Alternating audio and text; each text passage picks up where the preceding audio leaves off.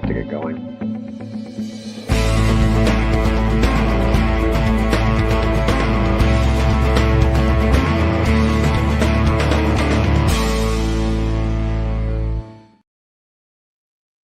Hi, I'm David with EV World News. We're talking about electric vehicles, green energy, and the stock markets. And today we have a special guest for you. I've got Paul Gurizzian from Ducker Carlisle. He's the CEO, and he's got a couple topics. We're going to talk about tariffs a bit, and we're going to talk about some other things. Paul, I want to just welcome you to the show. How are you doing? Great, David. Thanks for having me and looking forward to this conversation. Yeah, so I've been in this space for a couple of years. Bill is obviously the grizzled EV veteran who's been in the EV space for like 30 plus years. And well, so not quite that long, but pretty close. Well, you've had EV World since what, 97 or 98? Well, technically 97, yeah. Yeah, so I mean, it's the world's oldest electric vehicle website. So it's real, yeah. So it's been around a long time, and we've been doing this show for about starting about a month. We'll have been doing this for 2 years together. So great. Yeah. So, anyways, first off, tell me a little bit about what Ducker Carlisle does. Sure. So Ducker Carlisle, we are a professional services firm that helps our clients make better decisions and get bottom line results. And we'll do research for them. We call it B2B or business to business research. We will do consulting, helping them set out better strategies, make operational improvements.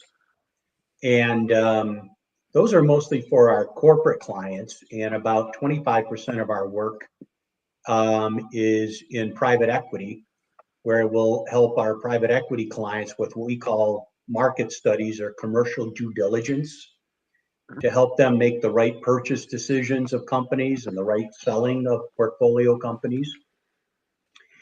And the connection here with EV World is that we're narrow and deep in a few industries: automotive, heavy equipment, building and construction products, materials, and I'd say industrials broadly. I said materials, lightweighting materials, which has an automotive application. So many of our clients are on the EV journey. But today I think I'm going to talk to you a little bit more about tariffs. Nice. Now, so you're helping clients, and you say they're acquiring things. Are we talking about like auto dealerships, or what specifically would those type of private equity companies be acquiring? Yeah, we don't do a lot of work in buying and selling of dealerships. That's a niche that's a little bit separate from what we are. Okay. We will help our clients in the private equity space identify tier 1 and tier 2 suppliers. Okay. And we're very active in the automotive aftermarket. That's just a great part of the business where there's always interest, because that part is less cyclical than car sales going up and down with the business cycle. The margins, both for installers and parts makers, are pretty darn attractive, and it's a high customer touch point. So we're really strong in the automotive aftermarket. Got it. Now, let's go ahead and get right into tariffs, because obviously this year tariffs have been on kind of a wild ride. They're on, they're off, they're on, they're off. I don't know if they're on right now or not. I know there's some, but it just seems from day to day it's hard to keep up. So tell us about what's going on. Yeah, so these are challenging and uncertain times for our clients, because the industries that I ticked off, they are, and I should have said we're about 80% of our work is in North America and 20% in Europe. So for many of our North American clients, they are sourcing from Mexico, they're sourcing from Canada, they are sourcing from Europe, and certainly from China and Southeast Asia.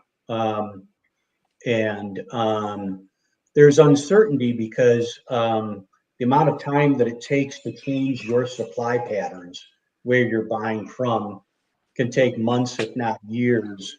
And with these varying tariff levels, that means your costs change, and you're not sure how your competitors are going to react with those cost changes and how you should price and change with your customers. So lots of uncertainty. Okay. And so what do you see coming ahead? I mean, any thoughts? Yeah.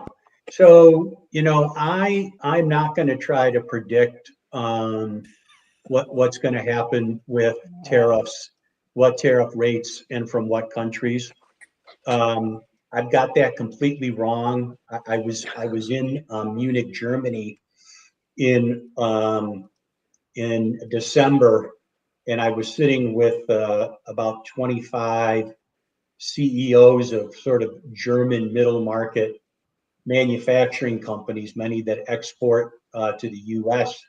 And they said, "Hey, Paul, you're an American. What's going to happen under the Trump administration with tariffs?" I said to them with great confidence, "Don't worry about it." I said, "All of the swing states, the swing states for the election, like Michigan and Ohio and Wisconsin," I said, they're highly integrated with Canada and Mexico. So there's not going to be high tariffs because that would be politically bad, and the Republicans need a midterm election in 2 short years away. So I completely missed that prediction. So I'm not going to try to tell you what I think the future holds, but what I can do is tell you some things that I think companies might need to do to respond to this uncertain environment. Okay. Does that make sense, David? Yeah. Oh, absolutely. Yeah. So, well, and for the record, I'm not sure that you're wrong about what your original thought was. It's just that it may not play out in a time span that makes people happy. Well, okay, I said I'm not going to predict, but I can't help myself. Yeah. I do think as we get closer to the midterms, there will be increasing pressure to ratchet down tariffs so Republicans can hold the House, but we'll see. That seems like a pretty reasonable prediction, I think. Yeah. But so let me tell you a little bit about some needs that I see for our clients and how we're responding. The first is I think that we should just assume that we're now in a world where higher tariffs will be in place for a long time relative to the past 50 years. Okay, I think as a business leader and a business planner, it's prudent to make that assumption. And so for our European clients that has historically manufactured in Europe and exported to the US market, I think it makes more sense than ever to increase their distribution, their control of distribution in the US and their manufacturing in the US. We historically would have told our clients, look to Mexico, but with all this uncertainty, I think you need to consider Mexico, Canada, and certainly the US. And in response to that, what we've done at Ducker Carlisle to better service our clients, we merged 6 weeks ago with Munich Strategy, which is very similar to Ducker Carlisle, same industry coverage. They're based in Munich, Germany, very strong in Europe, but not as strong in the US. We historically very strong in the US, although we have a presence in Paris, Berlin, and London, and Lisbon not as strong in Europe. And our goal now is to help our industrial clients in Europe, particularly Germany, and our building and construction products in Europe, particularly in Germany, better set up distribution and a manufacturing footprint in the US market so they can be successful in this higher tariff area. I can't say that that was the rationale for our merger with Munich, but it felt more compelling than ever, and that was a key reason to bring these two businesses together. So that's one. I'll just pause for a moment because then I want to go to what we're doing for our U.S. clients in this environment. But I'll just pause for a moment to see Bill and David if you want to drill deeper on that one. Well, so is the Munich strategy, are they doing similar work, or is it different? Do they differentiate from what Ducker Carlisle does? So very similar work, strategy growth, helping clients grow the top line quicker, helping clients transform their businesses, and helping private equity firms in Europe do commercial due diligence for potential acquisitions and dispositions in Europe. So really kind of a really close mirror image of us, but Europe based and particularly German based. Can I ask you, and I'm not obviously you can't give away your secret sauce, but I'm interested in how does a company like Dr. Carlson, how do you take and research these companies, and how do you find out, sort of get a sense of the direction? I mean, what tea leaves are you reading to try to come up with plausible strategies for these clients? Yeah, so I could spend a long time, but I'll boil it down to a few things that I think are our secret sauce. The first is we tend to be in niche industries where there is very little public data available. And when I say public data, I mean things like how big is the market? How big is the market growing? Who are the key competitors? What are the channels to market? Okay.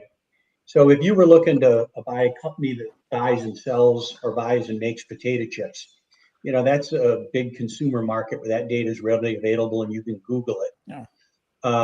But we tend to help our clients, and I'll call relatively moderate to smaller size niche industries.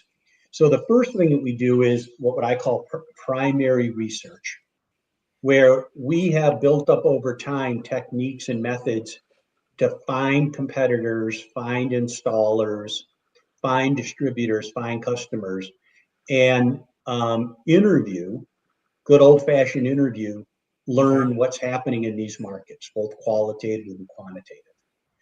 So that's the first. The second thing is we've got a 50-year plus history in these industries. So we built up lots and lots of proprietary data that nobody else has. So when we get asked the question, we've probably answered half or 2/3 of that question before, and we've got unique data that we built up over time. Okay. The third thing is we've got about 210 employees, and particularly for our senior folks, they've grown up in these industries and they have industry expertise, and they can apply judgment based on a long track record. So I'd say that's why we're different, and it's our right to win. Yeah, that goes a long ways when you've got the people that have that industry expertise, and they can tell you where those numbers should be, and what are reasonable margins of and sales and things like that. So yeah, that definitely goes a long ways. That help, Bill? Yeah. Also, of course, now we're coming into the age of AI, and I'm wondering what role do you see in a client saying, well, I don't need to hire them. I'll just ask AI to answer all my questions for me. So what role do you see that playing going forward? Yeah. So I think AI is both a threat to our firm and an opportunity for our firm with our customers. Okay. And I talked about that we do a lot of primary research, but we also supplement that with some secondary research where AI tools can help us go quicker and do better work. Also, we can deliver AI tools to help our clients automate a lot of manual processes that they spend a lot of time hunting and pecking and looking for data and reformatting data. And we think that's a big opportunity. So in the response, we've made a big bet at Ducker Carlisle and AI in November. So 8 months ago, we've opened an office in Lisbon, Portugal. And we now have a team of 8 AI experts that we've hired from Google and other highly pedigreed AI firms. And we're building a center of competency in Lisbon for both North America and Europe. And you say, well, why Lisbon? Well, there's a couple of reasons. The first is what I've learned is that there's actually a center of competency in Lisbon. There's a community of AI experts. So that's one. The second is it's a really cool place to live and relatively affordable. Mm-hmm. Yeah. So it's a way for us to attract some great talent and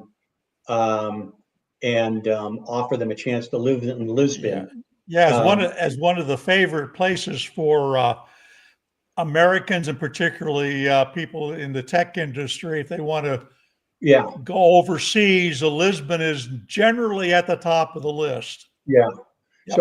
So we've now got a team there, and we're providing our clients both, I'll call them standalone AI solutions to automate manual processes like call centers that might be like very antiquated and difficult to respond quickly, responding to proposals more quickly and more carefully. And then we're also bundling AI tools into our traditional research and consulting to make it more valuable. Okay. Yeah. Yeah, and I might add too that your industry expertise, because I work with the AI all the time, and I will inevitably come across where it doesn't know what the hell it's talking about. So having some industry expertise to correct the AI, I could see that being a value. So that's one of our differentiators, Bill. We are trying to bundle our consultants in research with 30 years of experience with our new AI colleague to bring industry judgment along with AI tools. Yeah. That sounds like a great use. I mean, it's amazing how much time I save on researching different things by using AI, and it just makes it makes so much better use of my time.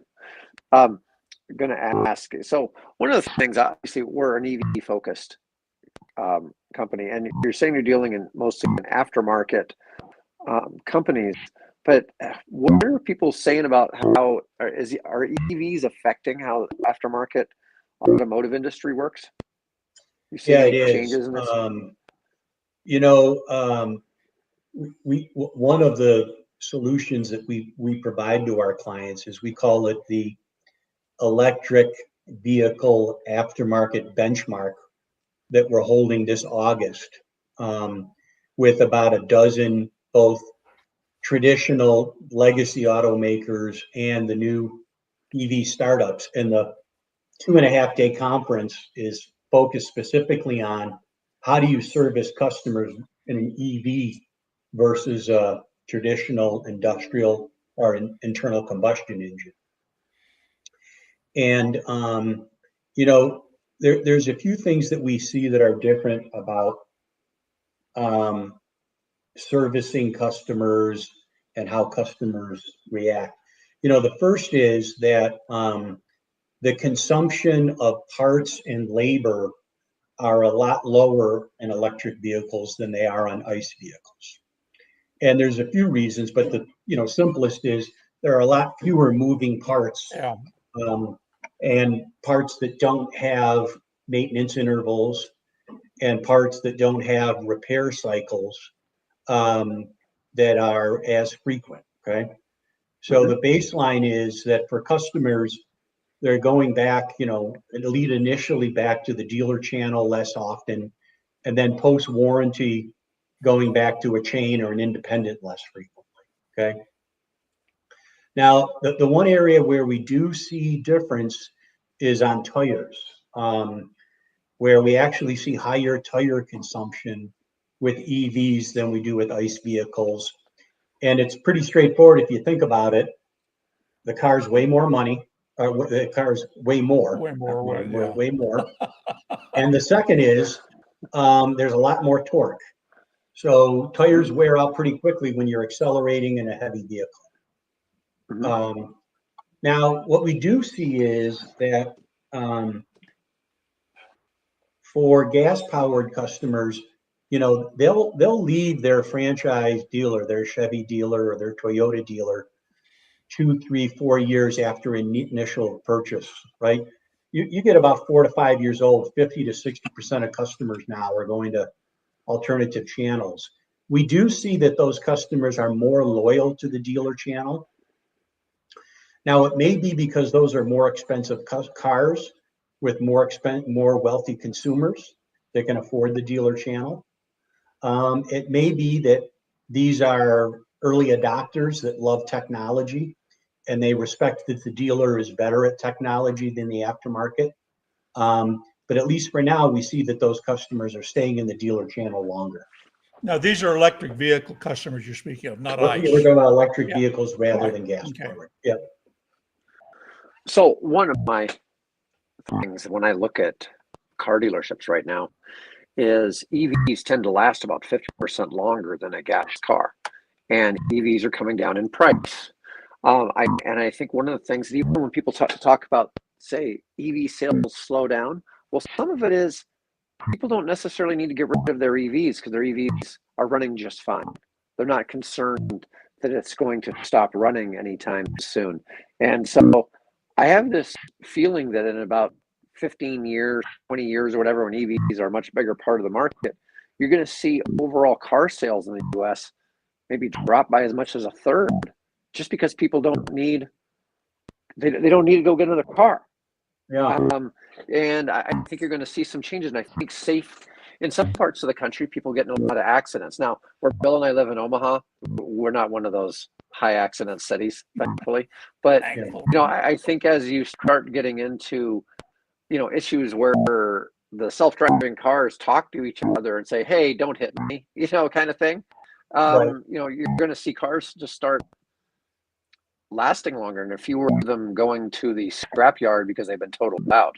And so I really wonder what that's going. What are your thoughts on how this is going to play out? Because this obviously, everybody's like, wants to sell more cars, but I think realistically, EVs are going to cause the opposite effect at some point, where just overall car sales in general are going to stagnate because people don't keep needing to refresh their automobiles. Any thoughts? That's an interesting point. I haven't fully thought that through.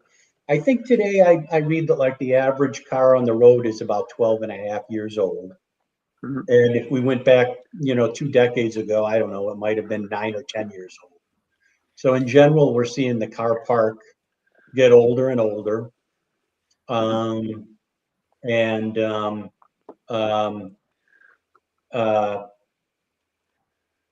seeing that.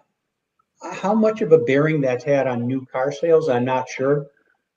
Because I think, the used car market is maybe 4 to 5 times the size of the new car market. I think the new car market is maybe 15 to 16 million units a year. And sort of the wealthiest cohort of Americans buy new. After 3 to 4 years, they're selling that. And by the time that car gets 12 to 15, they're on the 3rd or 4th owner. But I think, David, you make a good point. At a certain point, if there's a longer lifespan, it could have a second order effect on slowing new vehicle sales. There's always the possibility that population increases or more people start deciding to own cars, right? Yeah. But there's this talk with the people who are now graduating high school, college. A lot of them are avoiding getting licenses. They're getting used to ride share and things like that. And so it's interesting to see where some of this is going. And besides rideshare, we're starting to see full self-driving vehicles. Tesla just started their tuber service in Austin. By the way, you can feel free to use that. That's what I'm calling it. I'm calling it tuber. Dave came up with that as a hashtag, tuber. Yeah, hashtag tuber. So a lot of our episodes there have hashtag tuber at the start, but it's Tesla couldn't trademark robotaxi or cybercab, so just calling it Tesla robotaxi, and it's just easier to say tuber. So if I go to Austin, I'm going to order a tuber, and people are going to know exactly what I'm saying. I'm going to order the potato that's going to come pick me up, and it's going to be a Tesla, and it's going to be full self-driving. Yeah. So but anyways. Hey, can I go back to the tariffs? I told you what we were doing for European clients coming to the U.S., but I'd like to tell you a little bit how we're trying to help our U.S. or North American-based clients in this tariff environment.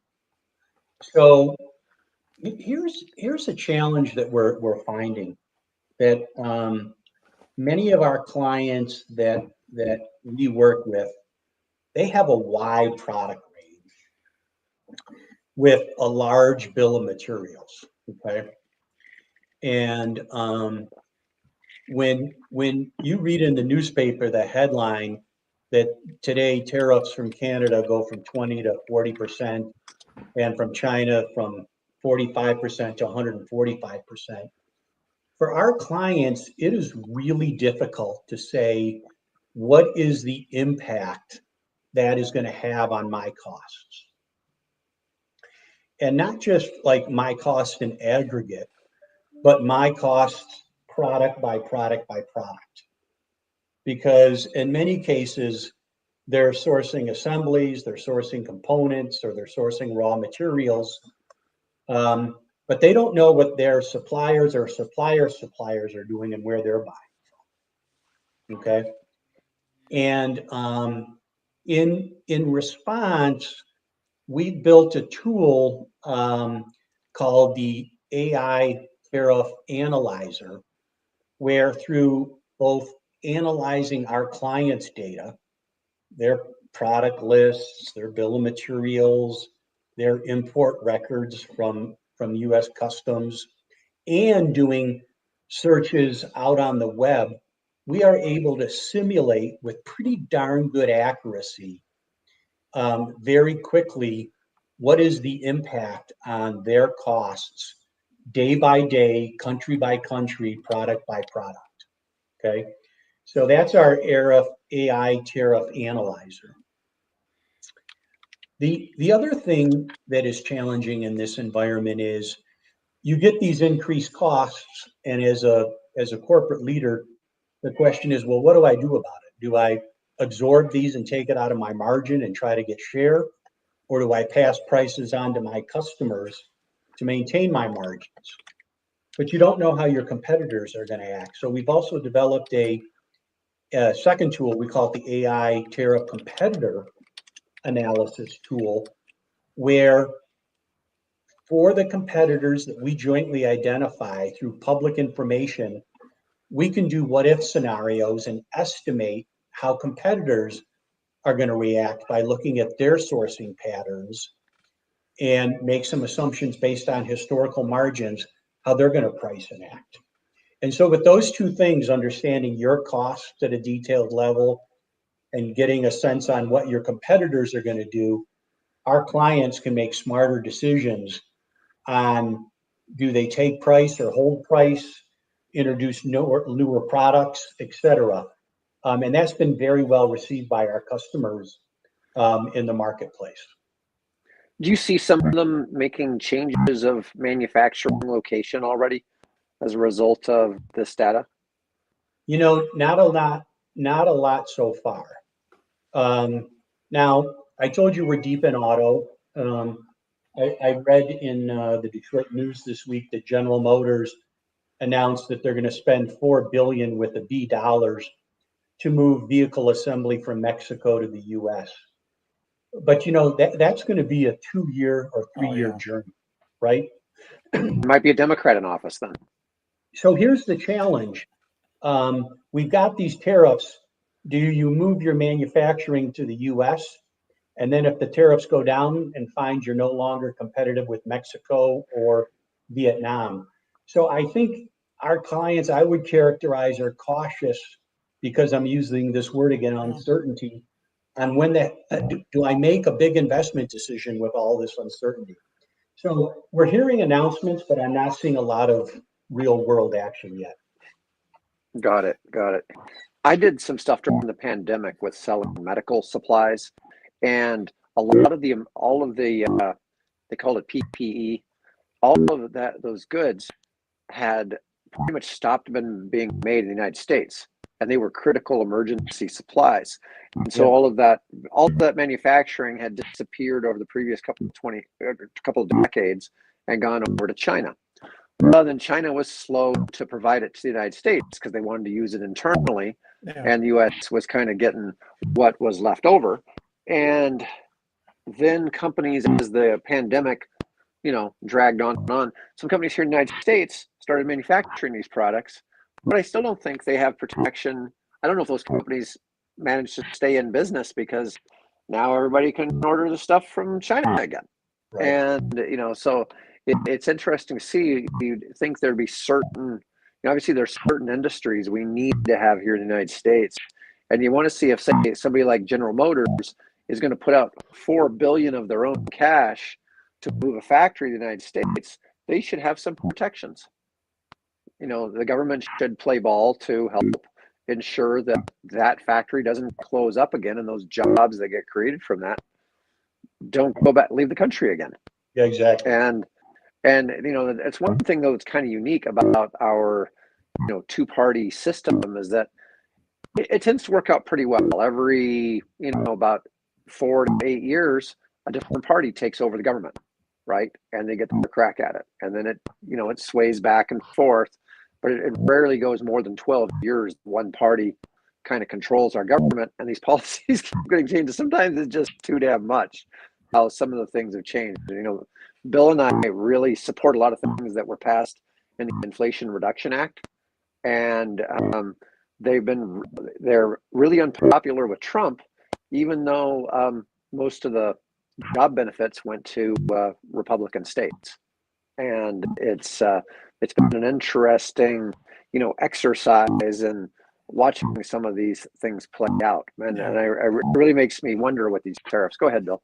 Can I ask what's sort of been the reaction of your clients, both overseas and within the United States, to, we seemed to be cruising along fairly steadily. Everybody kind of knew what the playing field was, adjusted their strategies, and then all of a sudden we get tossed into this uncertainty of 55% tariff, 155%, all this juggling. So how have they sort of responded to that? What are their views? Is the outcome or the goal of these tariffs, is that a good thing to bring business back to the United States, or how are they responding? How are they see it? Yeah, that's a great question. So, our customers are what are called deal partners at private equity firms and executives at big corporate clients. Okay. All right. And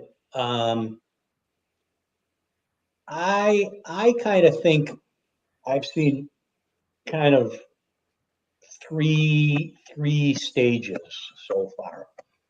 I think the first was, I might characterize, shock, where I can't believe this is happening. Oh my God, these are enormous numbers. They're changing day to day. And maybe hand wringing and complaining. But as a business leader, that doesn't help anybody. So I'd say the second thing is, pretty soon our clients just got down to, what do we know, what don't we know, and what can we manage to based on all this uncertainty. So I'd call it just getting to work, getting a handle on your costs, getting a handle on your supply chain, in managing in this environment as well as you can. Okay. And I'd say that the current stage that we're at is now caution. Caution to make decisions to invest, caution to make acquisitions, cautions to make big bets on launching new products, caution on hiring third parties to do research and consulting because of all this uncertainty. We need to get past this caution stage when some of this uncertainty gets down so we can get back to business as usual. I think that's kind of, I think it was like, oh my God, what the hell's going on? Let's get back to work. And now we're in caution and getting back to work, and we need to get back to willing to make investments in this environment. Nice, nice. Let's see. So you were originally with Carlisle as the CEO, and then you guys merged with Ducker in what, 22 or 23? 22, yep. 22. And so what was that like, having the combination of different corporate cultures? Yeah, it was a great experience, and it was a lot of change. What's interesting is that Carlisle had a 30-year history, greatly influenced by its founder, David Carlisle, who was just a brilliant guy and a big personality, a classic founder. And Ducker was founded 50 plus years ago by Mr. Ducker. I never had the opportunity to meet him, but I've talked to folks who work for him and his family, and same thing, big personality, classic founder. So you put two companies together that come from those histories, and you don't know how it's going to work out. And in a professional service firm, it has to work out because I don't know if you've heard this expression. Every night at 5:30, your assets go home when they go down the elevator. Yeah. We've been really fortunate that we blended these two cultures together and have done well together. And the reason I say that is our retention rate for a firm has been very good, and particularly for our senior most people, we've had extraordinary retention rates compared to the industry. So it tells you if people like the culture, they like what they're doing, they like the entrepreneurial environment. So it's been a good thing for us. It's been a good thing for our shareholders and a good thing for our customers. So you're leading a 60-plus-year-old company. And so that's really seen some ups and downs, peaks and troughs in the economy. I'm sure when people talk about the good old days, what are they referring to in your business?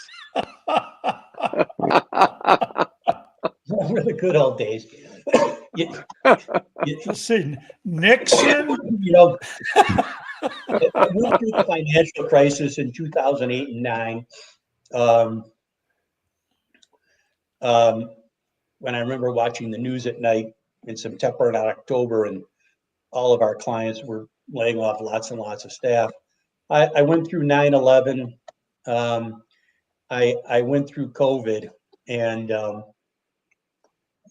don't want to have to go through another one of these things. I'm not sure yet I'd characterize these tariff issues are at that scale, but for our clients, they're another trial. So I don't know. I don't know if there were ever the good old days. I'm kind of happy what we're doing now and looking forward. Great. Well, it's certainly a changing environment, isn't it? I mean, so how do you see the technology has changed in, let's say, in the last 25 years, and how that's impacted your business? Yeah, I think clearly, if I go back 30, 35 years, obviously pre-internet and pre-personal computers, we've all lived that, so I don't have to explain that sea change. I think now the next wave here is, well, let me just pause before I go to AI. What I do miss is pre-COVID. We had a lot more face-to-face contact with our clients. Mm-hmm. And I think that was really effective. And now, post-COVID, even with our clients that are back in the office substantially, we find, like many others, we're still reliant on Zoom Yeah. and Teams. And so, I probably have fewer Delta frequent flyer miles, Delta Sky miles, but I'd really like to get back face to face with clients more and more.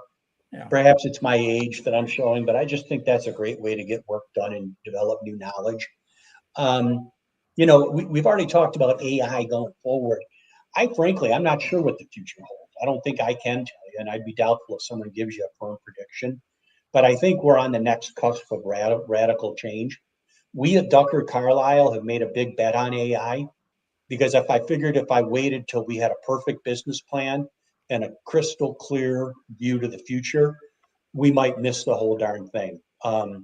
So, um, you know, I, I don't think AI is going to create massive job loss. Most technological innovations have created as many jobs as they've destroyed. But I'm interesting to see how AI is going to unfold here over the next decade. Yeah.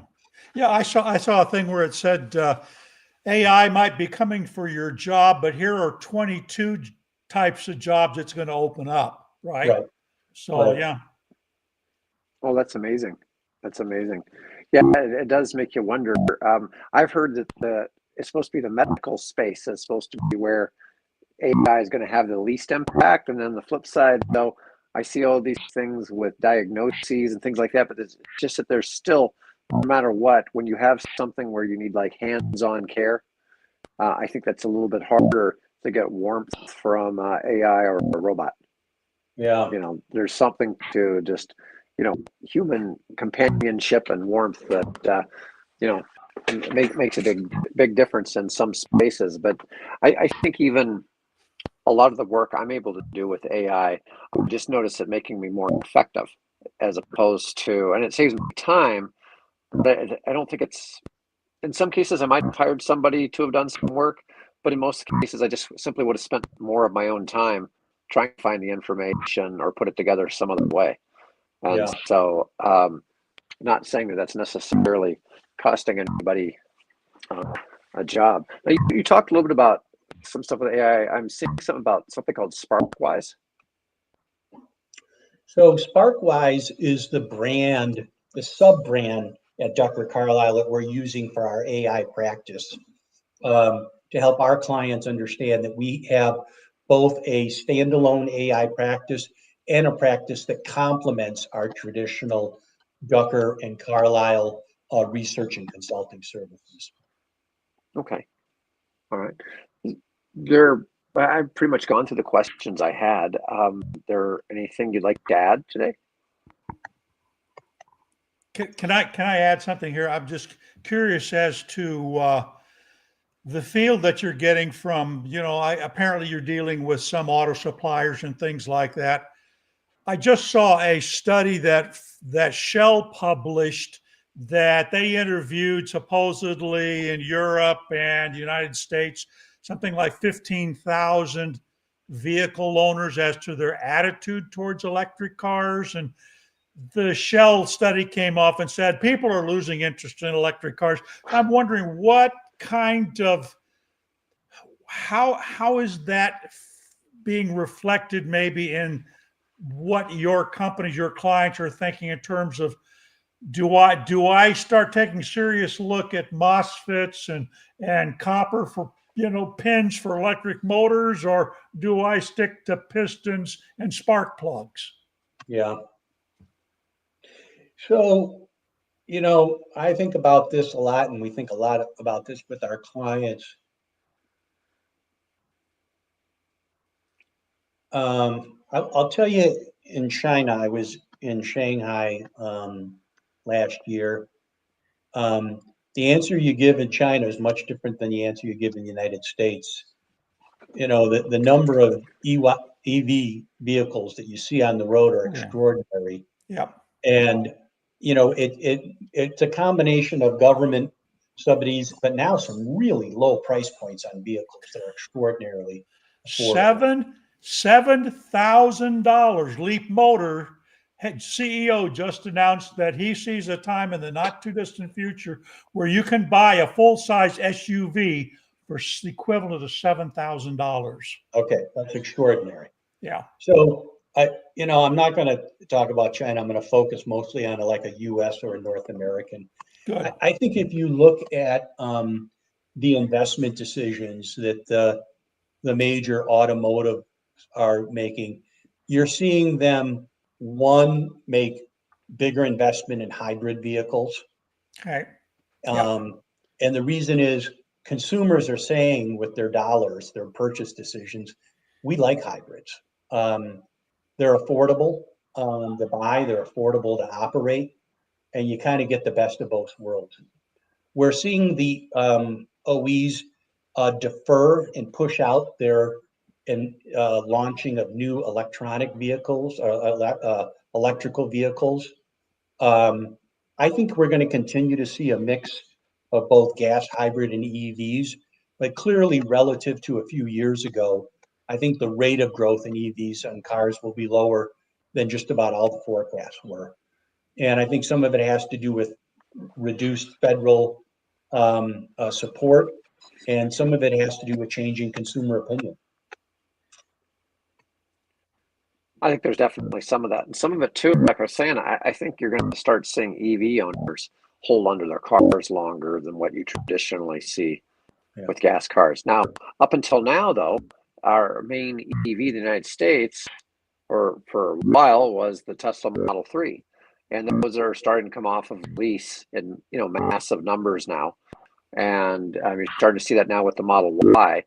But I think you'll start seeing more, because there was also incentives to lease versus, because you could get a $7,500 tax credit by leasing when you couldn't get it because of battery materials on a purchase.